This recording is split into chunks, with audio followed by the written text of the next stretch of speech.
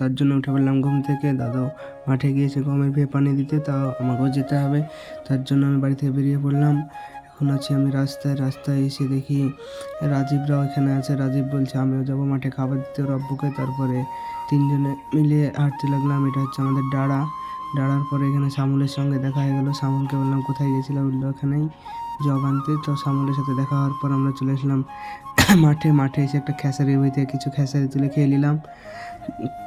তারপরে সামনে গেলাম, সামনে গিয়ে দেখি একটা টিউবওয়েল আছে এই সাইডে।